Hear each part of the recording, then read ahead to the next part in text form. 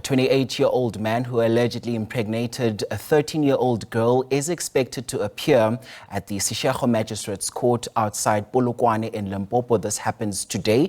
Now, the man has been charged with a statutory rape.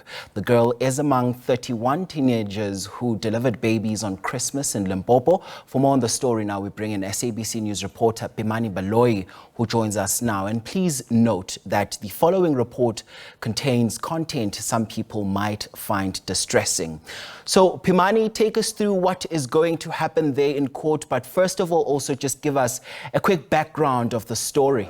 Good morning, Tolisi. As you rightfully stated, this is very disturbing information, and we must put that disclaimer that it might be harmful to some sensitive viewers. Tolisi, as you may recall, this girl was found to be one of 31 teenagers who delivered babies at the Seshego hospital. A day later, a 28-year-old man was arrested. But let me just quickly step out of shot just to show you. We're coming to you live from inside Court A of the Seshego Magistrate Court. As you can see in that front row, Deputy Minister of Police, Deputy Minister Bushelo is among people who have come here in court. They're stating that they are here to support the family of this teenager. We also see MEC of Health in Limpopo, Diketse Mashego, being here as well as the MEC of Public Community Safety in the province.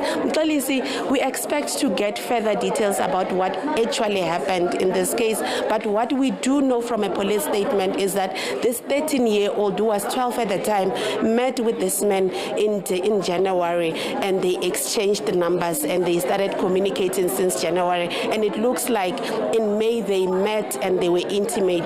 It sounds like there was no communication in between May and November when this 13-year-old started complaining about not feeling well, and that's when her aunt took her to a clinic, and it was confirmed that at the time she was 8 months pregnant. She was one of the people who delivered babies on Christmas Day, and there has been an outcry about teenage pregnancy since then. So Mtolisi, it's quite sensitive. As we wait in this court, we expect the magistrates to come in at any point, but we also expect the alleged statutory rapist to be brought in at any point. And as you may know, Mtolisi, due to the sensitivities around the minor and having to protect their identity, we might not be granted the permission to show his face and even to name him. But at this point, we are in court. Everybody's waiting in for the magistrate to be brought in, where this man will be officially charged. What we know is that it's one charge of statutory rape. We don't know if there's more.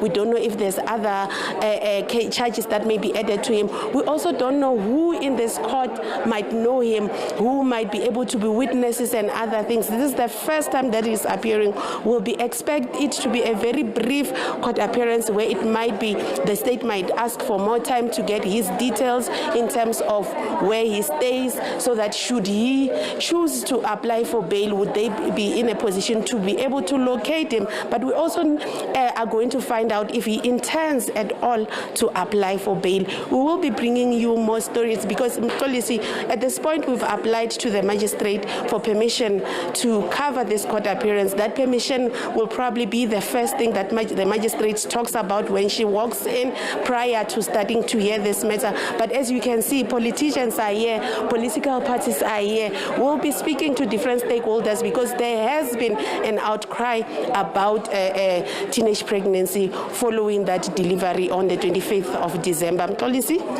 And Pimani, it's totally understandable that due to the sensitivity of this matter, we ought to tread with caution, particularly when we look at a story of this nature. And of course, it's received reaction from all fronts.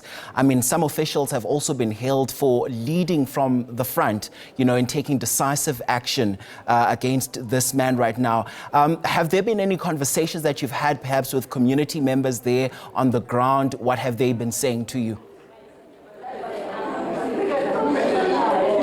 Community members on the ground in and around Seshego, where this girl stays from, talk about how this specific 13-year-old's economic situation might have led to this situation. Because what they are saying is that we understand this 28-year-old is employed in town. He works at a restaurant as a waiter. And it looks like this 13-year-old, most of the time, she's home alone with her siblings because her mother works at a nearby farm and the mother comes back and forth, so there is that thing, there is no actual person who lives with them, an older person who oversees them on a daily basis. She travels to and from work and stays at work for a long period. But economically, it looks like there was dependence on this 28-year-old between this child. But from the police statement, it's not clear if this economic dependence continued between March and November after this child had that intimate relations with him. So Mtolisi, as you can see, court is getting quite busy. They'll be bringing in the magistrate and the alleged rapist, and court will start. So I'll have to hand back to you in studio. All right, Pimani Baloyi, watching that story for us. Listen, thank you very much indeed.